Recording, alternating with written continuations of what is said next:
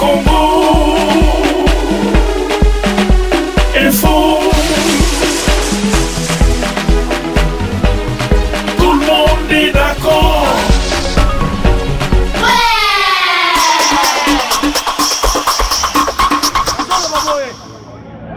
Tshisekedi de son vivant abanda koloba le peuple d'abord, c'est-à-dire Tshisekedi abanda koyoka peuple que famille na ye kutu.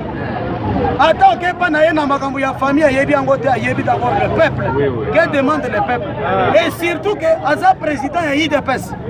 Na IDPS demanda koloba que c'est la base qui dirige voter. Mais la base ezali bato nyonso bozomona nsima na bilanga yao bango badesidaka balobi ke kori ya papa ekonya atawa te avant que gouvernement ya solosolo esali nini ebima. Mais tomoni journée ya lelo comme si babandi kosakana na biso na baesprit na biso na ba oyo bango bauti kosala comme badéclaration famille ya Tshisekedi bayokani balobi ke makambo nyonso esili comme ça ebemba na ye le 11 bakunda yango mpe likambo ya kokamwa na cimetière ya nini ya Gombe.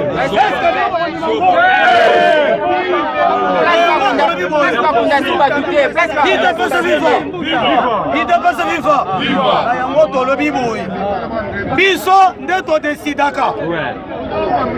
D'abord, ma parlement debout, il y a vu la Kinshasa qui a lancé un message à partir à lobby. Et Sengeli, Baksio et Salenini, et Ban. Tolobini. Biso, n'est pas, nous avons décidé. Toboyi, et Bemba ya papa na biso, et Yawa, avant que Makambo ya dialogue et Salenini, et Sina.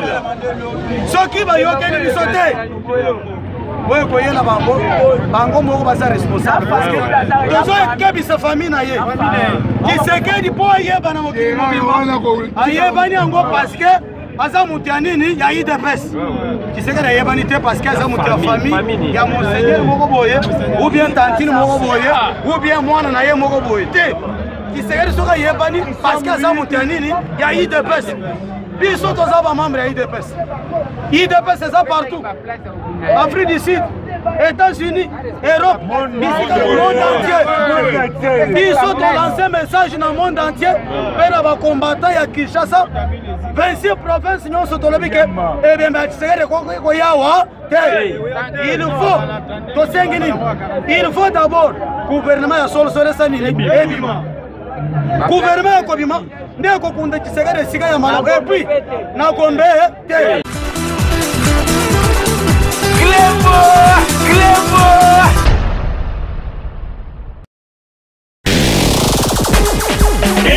Congo